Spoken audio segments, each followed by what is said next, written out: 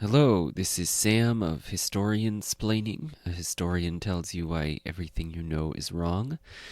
So this is a recording for patrons of installment number 16 in the history of the United States in 100 objects. I have been holding off a little bit because I've been congested with pollen allergies, but nonetheless I want to keep up with this series. So number 16 is the P.W. Hadley chest. So this is a large oak blanket chest with beech and pine interior and iron fixtures, with a lidded upper compartment and lower drawer, elaborately carved in the so-called tulip and leaf pattern, labeled with the initials P.W., presumably for the original owner of the chest, and currently held by the Winterthur Museum in Delaware. So there are a number of surviving colonial oak chests in America, but this one, the P.W. chest, is especially significant for historians and collectors, far beyond the average colonial blanket chest, because it is an example of a Hadley chest. So the Hadley chest is a type of chest usually made from carved oak, with a top-lidded compartment for blankets, quilts, linens, etc., and a lower drawer for clothing, bonnets, or other personal possessions, and that features 3 decorated front panels and elaborate vinework and scrollwork carving in, as I mentioned, the tulip and leaf pattern, which features leaves and flowers seen in profile, sprouting off of vines. And Hadley chests are a specific style that appeared and flourished in the Connecticut River Valley in western Massachusetts and northern Connecticut between the 1680s and the 1730s. And for a time, during the fashion for colonial revival, these chests were highly sought after and prized, were among the most valued and searched for antiques of any sort in America. What makes Hadley chests so special? Why are they significant? Well, the Hadley chest is really the first distinctive regional artistic style ever known to have developed in the English colonies in America. They are not derived from any known European model. And it makes sense that this first distinctive colonial style came about in the Connecticut River Valley. For one thing, it's an area that became fairly heavily populated by colonists in the late 16 and early 1700s, and it's far away from the seacoast. So the people there, although they might have been prosperous, they did not have direct access to high-value goods from Europe. And furthermore, the Connecticut River Valley, it centers on the river, which has some very fertile bottomlands directly along the river banks. And the colonists who were able to colonize, claim, and monopolize those highly fertile lands gave rise to a wealthy local elite who sometimes have been called the river gods, the large planters, landowners, and merchants and professionals who grew wealthy off of these fertile, productive lands. And the Hadley chests were probably made mainly for this regional elite by a small network of artisans, many of whom trained one another and even often were related or intermarried into one another's families. So it seems that the Hadley chest style flourished as a kind of distinctive fashion in a specific time and place for a specific wealthy market, and then faded out and was largely forgotten, really was entirely forgotten for about 150 years after it went out of style. But then it was dramatically rediscovered during the craze for colonial revival in the late 18 and early 1900s. So this is one reason why Hadley chests are artistically and aesthetically significant. Another reason that the Hadley chest is important is because it is revealing about the lives of girls and women at a time when they were not discussed nearly as much in the surviving written record. So, most of the Hadley chests, nearly all of them, apparently are hope chests, which means that they were made for unmarried girls in order for them to collect important possessions that they might then take into a household as a married woman or sometimes as a single woman, a so called spinster. She might collect blankets and linens, clothing, bonnets, personal adornments, and then have these already amassed at the time when she then married and left her family's household. So the Hadley chests are not dowry or dower chests. They're sometimes misnamed. They are not dowry chests in the sense that they were not created for a woman upon her marriage. They're not a wedding gift. They existed beforehand, and they are also not dower chests. They were not made for widows who were taking care of their own households. They were made for the young unmarried daughters of the Connecticut River Valley elite. And once these young women married, they were then taken into families and often passed down matrilineally from mothers to daughters.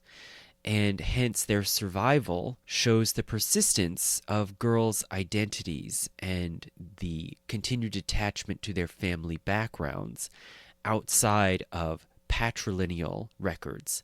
So they're often extremely difficult to trace through family lineages because they cut against the patrilineal grain of the written record. And it's significant that these heirlooms that were passed down, usually among women, were in the form of oak chests, and hence they were probably the most durable objects the colonists ever made. A piece of furniture out of joined oak is pretty close to indestructible and also are useful. They can serve for storage or transport, and because the Hadley chests have these very elaborate and distinctive decorative designs, they have an aesthetic appeal. And so a significant number of Hadley chests have survived down to the present, several hundred, although probably hundreds of others were also made and lost through the centuries. So in the 1930s, at the sort of later end of the colonial revival craze, a local historian and minister named C.F. Luther wrote a book called The Hadley Chest.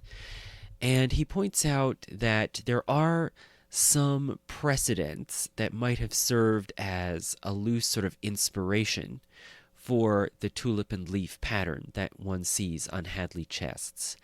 There are in ancient, particularly Hittite art, there are some similar patterns.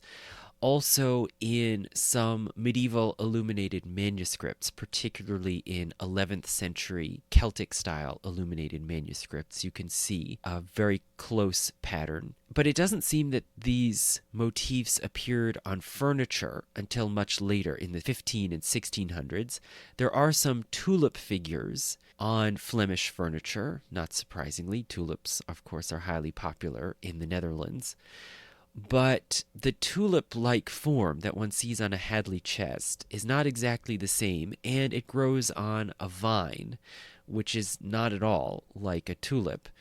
And so this particular odd combination doesn't really seem to copy anything in nature or in traditional European art. There is one single instance of a very similar pattern that one can see on a wainscot chair, a sort of heavy carved oak chair from southwestern England, dated 1564, so from the Elizabethan period.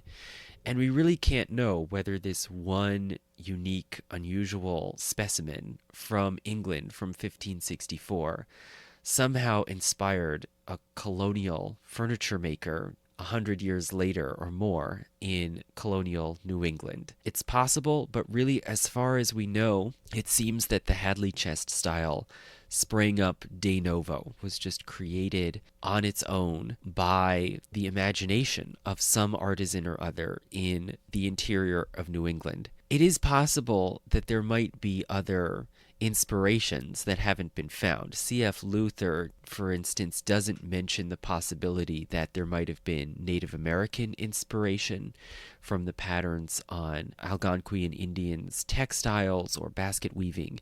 And also, he doesn't consider the likelihood, I would say, of Dutch influence. The Dutch in New Amsterdam and New Netherlands, or by the late 1600s, New York, as it had been renamed, they were really prolific furniture makers and supplied a lot, especially of the carved oak furniture that was seen around the American colonies. So I would wager that probably something of European Baroque style made its way through these Dutch influences.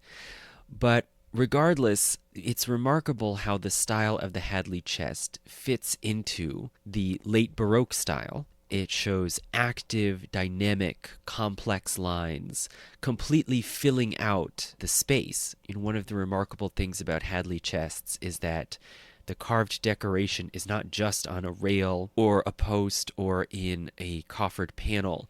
Rather, it twines its way all over the entire surface of the chest, as if the piece of furniture has been completely overgrown.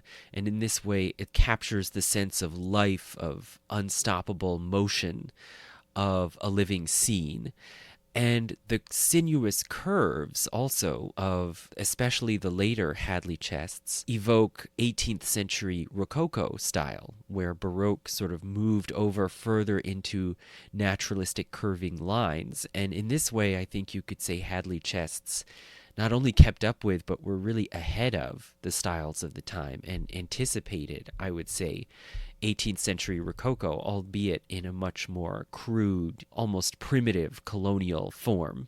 And the tulip and leaf pattern, it is on all Hadley chests by definition, and it seems to have been almost distinctive to these chests. There are only a few other specimens that have been found of other pieces of oak sculpture that have the tulip and leaf pattern. There are a few Bible boxes also produced in the Connecticut River Valley. There is one example of the pattern on a large, long court table that was probably used in a town meeting house in western Massachusetts, but then later was found being used as a handrail in a tavern in Hatfield, Massachusetts. And there is also one instance of the pattern on a carved doorway from a house in Hatfield that was later taken from the house and donated to the Museum of Fine Arts, Boston. So clearly there were joiners or furniture makers at work in the Connecticut River Valley in the late 16 and early 1700s who adopted this motif and used it for several different purposes, but mainly for hope chests. And it became, you could say, kind of the signature of those craftsmen in that specific region. And the style seems to have sprung into being remarkably quickly, and again, entirely in the colonies, with no apparent connection to Europe. There is one known precursor or forerunner of the Hadley chests that has the tulip and leaf pattern, but takes a slightly different form, and that is the so-called REB chest, which was made around 1650 for a newly married couple. So this is an example of a wedding gift chest. And the couple was Richard and Elizabeth Brown, who lived in the Boston area in eastern Massachusetts. And we know that it was made by a joiner named Phineas Pratt, who came over from England and settled in Charlestown and made furniture in Charlestown, a town then north of Boston, now part of Boston. And in form, the REB chest is a low, long blanket chest with no drawers and 4 front panels, so it's very broad. It's more like the traditional style of blanket chest that one would have seen from England, where it was made to be low and long so that people could sit on it. It served as sort of a bench or a sofa at the same time that it stored blankets and linens inside. and the tulip and leaf design is seen only along the top rail. So it's possible that this little instance that maybe Phineas Pratt improvised, or that maybe he based on something he saw in England, this might have been the germ that then germinated into the Hadley chest style. But properly speaking, Hadley chests that fit this typical form only came up several decades later. So the earliest known specimen of an actual Hadley chest is the M.A. chest, which was carved around 1680. And this chest is unique in that it is inscribed inside the drawer. There is a carved label saying, quote, Mary Allen's chest, cut and joined by Nicholas Disbrow. So Mary Allen was the daughter of a sea captain named John Allen, and the maker was Nicholas Disbrow, who lived and worked in Hartford and died in 1683. So we don't know for certain if this is really the first Hadley chest. It's just the oldest one that's ever been found. If it is the first one, then it means that the inventor of the style was Nicholas Disbrow, and that it came about first in Hartford, in Connecticut, and it could not have been any later than 1683 when Disbrow died. If one looks at the design of the chest, it is remarkably elaborate, detailed, and precise. Carving was clearly made using meticulous stenciling and precise tools. And this is different than from many of the later Hadley chests, such as the PW chest that we're talking about, which sometimes are more kind of free-form and impressionistic. They might have been made more quickly or by less skilled carvers, or maybe because that became more of the style of the time.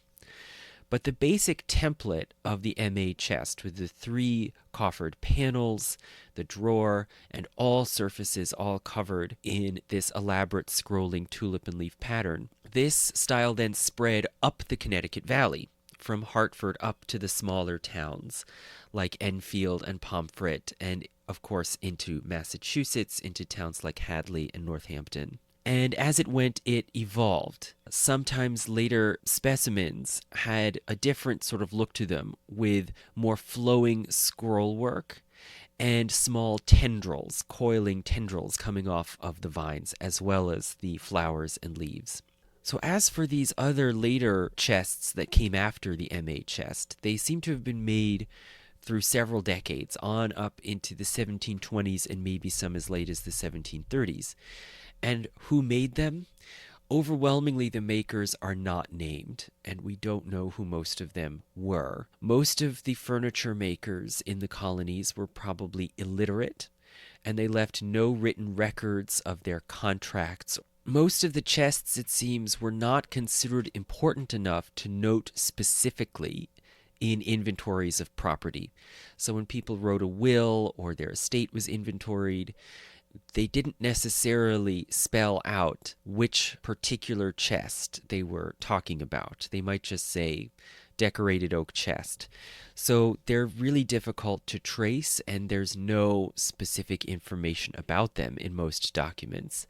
And so specific information about who made them, precisely when and where, usually has to be found in family oral traditions, or by stylistic matches to the work that one sees in other furniture or buildings, which historians can use to attribute specific pieces to the artisans who made them. But there are some that we do know for sure made some particular chests. For example, in the town of Hadley in western Massachusetts, it's one of these small towns on the Connecticut River, a maker named John Taylor, who was said to be crippled. He reportedly made one for his own daughter, Thankful Taylor, in the early 1700s. In Hatfield, a small village that was originally part of Hadley, there were makers named Belding and Alice, a small furniture-making firm, Belding and Alice. And one of the partners, John Alice, made one for his own daughter, Lydia, who lived only from the years 1680 to 1691. And hence we know in this particular instance that this chest the LA chest, was made for a very young girl, no older than 11. In Enfield, Connecticut, there was a maker named John Pease, who was a carpenter and joiner, and he made one for his daughter, Mary. And in Deerfield, much further up the Connecticut River north of Hadley and Hatfield, a militia officer, the Sergeant John Hawks, who came originally from Hatfield, he made some in that area, and he may have learned it originally from Belding and Alice in Hatfield. So in total, historians estimate that probably about 500 to 600 Hadley chests were made, and about 250 of them have been specifically identified and survive today, though there may be others hiding out there in barns or sheds, who knows. So why did the Hadley chests come to light? Why did they become a focus of attention and desire in later years? Well, as I said, they were little noticed after the fashion died out around 1740. And rich families in the Connecticut River Valley changed their tastes with new opportunities. They wanted mahogany furniture made from this much finer and more lustrous tropical hardwood. And mahogany furniture could be obtained from carvers and joiners of very great skill in Boston, Newport, and Philadelphia. So after about 1740, that's what a person of means would buy or commission, rather than an oak Hadley chest. And so through the years, through the late 1700s and the early 1800s, the chests were often disassembled. Pieces might be reused for various purposes. Often they were cut down in the sense that the legs were cut off so that they could then be used like normal blanket chests as couches to sit on or as trunks to travel. And this became more and more common as many of these families migrated out of the area. They would cut the legs off the chests and use them as travel trunks as they migrated, sometimes westward into the Great Lakes region or northward up the Connecticut River. So some of these families migrated north, where cheap tracts of land could be obtained in New Hampshire and Vermont, and some Hadley chests have been found there.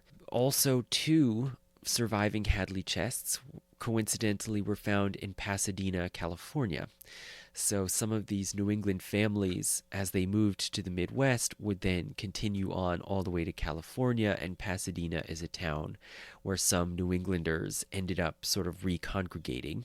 Some chests were prized and protected to varying degrees. They might be treated as heirlooms, sometimes noticed and remarked upon in family memoirs or correspondence, but often by the late 1800s, the families, even if they did value these chests, they knew little or nothing about them. They sometimes mislabeled them as dower chests or misattributed them and called them Mayflower chests. So increasingly, it was prestigious in the Victorian age to claim ancestry from passengers on the Mayflower, and so it was appealing to claim that these chests had been made in England and brought over on the Mayflower, though clearly that is not true of any Hadley chest. The so-called MN chest, which was made for Mary Noble, it remained in a family, and it was noted specifically in a pamphlet that the family published for an anniversary celebration in South Britain, Connecticut in 1858, and they referred to it as a, quote, curiously carved oak chest. About 20 years later, it seems, the MN chest was no longer so noticed, and it was moved to the cellar and used to store potatoes. Later, the drawer was taken out of the chest and taken out to the yard to use as a feeding trough to feed sheep. And decades later, it then was found by collectors who were able to determine that the feeding trough was a Hadley chest drawer, which belonged to the chest in the cellar, and they bought it for the Metropolitan Museum of Art. So this gives you a little sense of the dramatic reversal in fortune when collectors began to take notice of the Hadley chests. And this happened in large part because of the great fashion for colonial revival, which began really with the centennial celebrations in 1876. So, this is when people are moving from the mid Victorian to the late Victorian age. And there is, on both sides of the Atlantic, in America and in Europe, there is an increasing appreciation and celebration of folk craft and of handicrafts, in contrast to the enormous glut of mass produced manufactured goods, which now sort of saturated middle class households. So, colonial revival, in a way, you could see as an adjunct to the arts and crafts and aesthetic movements in Britain at the same time. After 1876, there was a kind of craze for finding colonial handmade artifacts, many of which were just lying around in various states of disrepair in people's houses, cellars, barns, yards.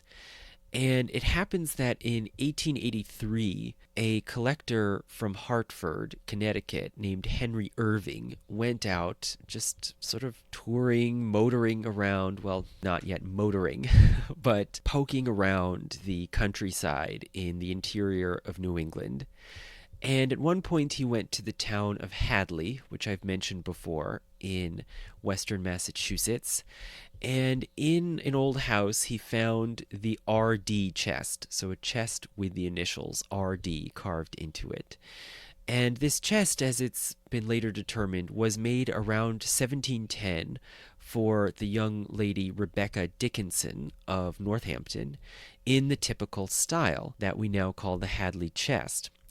And he bought the chest and took it home, and in 1891, images and a description of the chest were published in a booklet called Colonial Furniture in America. And this short book was one of the catalysts that further ignited and spread the colonial revival craze. And this chest, because Henry Irving had found it in Hadley, the style that it exemplified came to be called the Hadley chest. So that's the reason. It doesn't seem it was invented in Hadley. Most of them were not made in Hadley, although some of them were. Most of them were not found in Hadley, although some have been. But it's because of this specific incident that the style has been called Hadley. And naturally, collectors interested and influenced by the colonial revival fanned out through the countryside all around Hadley in all directions, looking for more examples. And several of them were found being used as feed bins. That was not uncommon. One of them in Connecticut was bought by a collector, and the price for the chest was a rat-proof zinc feeding box that the farmer could use in place of the oak chest. Another one was found being used as a bed with a mattress on top. Another was found in Amherst as a house was being torn down in the year 1900. And apparently, this chest had been bricked in to the wall of the house behind the chimney when the chimney was built. And a workman who was involved in the demolition of this house bought the chest for 25 cents. Another one that was also found in Amherst, the family had removed the legs and drawer and had taken the drawer apart to use the drawer front as a handle for a saw. So this is one of many specimens of Hadley chests where pieces of it have had to be reconstructed. So what about this specific chest that we're discussing now, the PW chest? Well, this chest did come to light in the early 1900s, like many others, and it does have a brief write-up and description in book, The Hadley Chest. And according to Luther, this particular chest is said, presumably by the family, is, quote, said to have been for Polly Warner of Harwinton. Now, there may be truth to this family claim that it was made for Polly Warner of Harwinton, but there are several problems with this that call it into question. For one thing, the town of Harwinton was not founded until 1727, and the chest, based on the style and the materials, does seem to be earlier than that, probably from no later than 1780. 1710. So this seems to be a discrepancy. Now, it's possible that this could be simply a mistake. It might have come from some other town around the area in Connecticut. Or it could be that it was made for a young lady in a small village on the road between Hartford and Windsor, Connecticut, that later grew into the town of Harwinton. Now, as for the name of the young lady, Polly Warner, well, Polly, there is no record that I was able to find in the extensive genealogical databases of New England. There's no instance I was able to find of a Polly Warner from the late 16 or early 1700s. Now, you may know Polly was traditionally a nickname for Mary. There were some Mary Warners who lived in the 16 and 1700s in Connecticut. Warner is a fairly common family name from Connecticut. And there were some Mary Warners, but none of them could be found in the family tree of the family that possessed the chest. And I'll talk about that later. So it was impossible to trace out precisely who this young woman would have been. But there was a Mary Warner of Waterbury, Connecticut, who lived from 1682 to 1705, and apparently died unmarried and without children. So it's possible that maybe the actual original owner of this chest might have been Mary or Polly Warner of Waterbury, not Harwinton, and that because she did not have children of her own, somehow the chest was passed to a distant relative or friend, where it ended up in the family that owned it later in the 1800s. So we really don't know. There's no confirmation of a connection, but it may be that the PW is Mary Polly Warner of Waterbury, who died in 1705 at the age of 23, and hence it makes sense. She falls into the right chronological range if this chest was made around 1700, give or take a few years.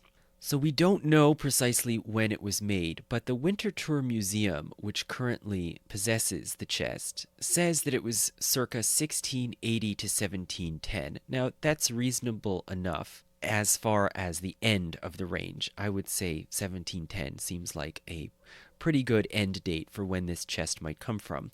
But 1680 seems very early.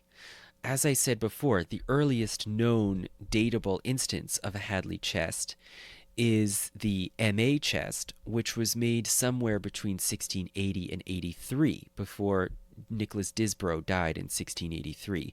So if this chest was made in the early 1680s, it would be one of the oldest in existence, and that seems really impossible. It's much more likely that this chest comes from a bit later, from about 1690 to 1710, because the sort of looser scrolling form of the vines and the little twirling tendrils that come off of the vines are clearly from that slightly later period. As I've said, we cannot know precisely who made this chest or who it was made for, who is PW. It's very uncertain, and we don't have an exact date, although we can roughly guess it must have been about 1690 to 1710. But there is one piece of information that tells us a little more about the provenance of this chest and where it came from and where it ended up. And that is the fact that it is hand-labeled on the back with the name Ralph Meacham. So who is this Ralph Meacham? Well, he apparently was a man who was born in Connecticut in 1796 or 97 and later moved to Ohio. So this means that Ralph Meacham probably was an owner of the chest who inherited it or acquired it in some way through family in Connecticut before it ended up at the Winterthur Museum. So Ralph Meacham's parents were Jehiel Meacham from Enfield, Connecticut, and Lydia Seymour Meacham. And Jehiel and Lydia and their family of several children journeyed from Connecticut to northeastern Ohio in the year 1806. And at this time, we're talking about before there was an Erie Canal, before there were very good easily traversable roads, even passing through New York and Pennsylvania to Ohio. So it was a very dangerous and risky journey. Ralph Meacham's mother, Lydia Seymour Meacham, died on the way in what's now upstate New York in 1806. But the father and the children, including Ralph, did make it to Ohio and settled there permanently and started a large Meacham family in northeastern Ohio. And really, this is not surprising. This makes a lot of sense. In this way, they were fairly typical of that time, because that zone of northeastern Ohio, at that time it was simply part of the Northwest Territory. We now know it as the area around Cleveland, Ohio. That area was formally claimed by the state of Connecticut, and it was called the Connecticut Western Reserve. And so many families from Connecticut sort of migrated in tandem into that area and transplanted a lot of Connecticut institutions and customs into what's now northeastern Ohio. And there's still an imprint there of that period. For instance, that's why the big university in Cleveland is Case Western Reserve University, because it was set up by these colonists of the Connecticut Western Reserve. Ralph Meacham grew up mainly in this Western Reserve that became Ohio, and it seems that he sometimes traveled back to Connecticut, maybe to visit or do business. And it seems that on one of these trips he met the young lady Emily Humphreys, whom he then married at Hartford in 1820. And they then set up their own household and began their own family back in Ohio. So you can see these connections back and forth between Ohio and Connecticut continued. But this fact means that the PW chest went into the possession of Ralph Meacham, possibly through his parents. It may have made that journey with the Meacham family in 1806 as a piece of travel furniture, although it does not have the legs cut off. Or it might have passed into his possession through his wife, Emily Humphreys of Hartford, who also was born and raised in Connecticut. So either of those is possible. And neither family tree, as far as I can find, contains any Mary or Polly Warner. So the exact route by which the chest made its way from Connecticut to Ohio is still unknown. But probably the chest then passed down in the Meacham family from Ralph Meacham, at least until the early 1900s. And somehow, we don't know exactly because the Winterthur Museum has not responded to my email, so we just have to live with it. But somehow, it seems the chest was obtained by Henry F. DuPont, probably through a scout or buyer who went around northeastern Ohio looking for colonial New England artifacts. And it ended up in Henry F. DuPont's collection. So Henry F. DuPont was the heir of the extremely rich DuPont family, one of the wealthiest industrial families in the Gilded Age of America. And the DuPont family originally came from Switzerland and grew wealthy through gunpowder and then other chemicals. And Henry F. DuPont, as an heir of this extremely wealthy family, which in the Gilded Age came to be seen more and more like the Vanderbilts and J.P. Morgan as sort of parasitic to the Republic, he built up a colonial revival collection. He became one of the great proponents of the colonial revival, which makes a lot of sense as a way of remaking your image as patriotic and celebrating the revolutionary history of the country in contrast to the Victorian extravagance of the Gilded Age upper class. So he built a large colonial revival mansion in Delaware, and he named the mansion and estate Winterthur after a city in Switzerland. And he collected colonial revival decorative art and furniture at Winterthur and made it into the largest collection of American-made, handmade art. And through the 1940s, 50s, and 60s, he transitioned Winterthur into becoming a public museum where people could come and see this fabulous collection of colonial art and furniture and gain a more positive image of the DuPont family. And it is today a major research site on American decorative art and really on early American life because it is the largest concentration of this whole form of historical source that is not written documents. And this particular chest, the PW chest, which one way or another was purchased and acquired for the DuPont collection, this one is on display in a period room among other real or reproduced decorative artifacts from the early 1700s. And hence, this particular chest, the PW chest, is probably the most seen, most viewed, and most photographed Hadley chest surviving today. Although it is not the greatest specimen of the art form, there are others that are more finely finished or have more distinctive details. And it is also not the best documented.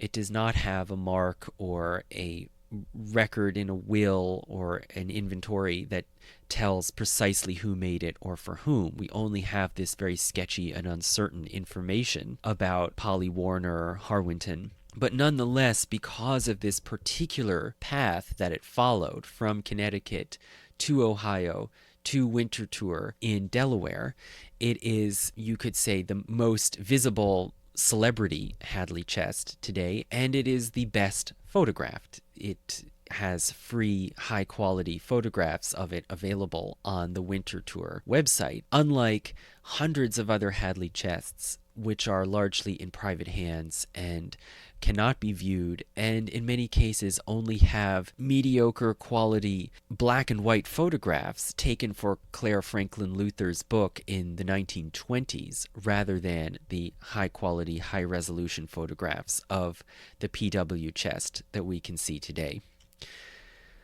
So thank you so much for listening. Please post about the podcast, tell friends and neighbors. I hope to have more installments coming soon, including possibly interviews with other historians who have researched the very early colonial history of the Dutch Empire and the Caribbean and South America. Thank you.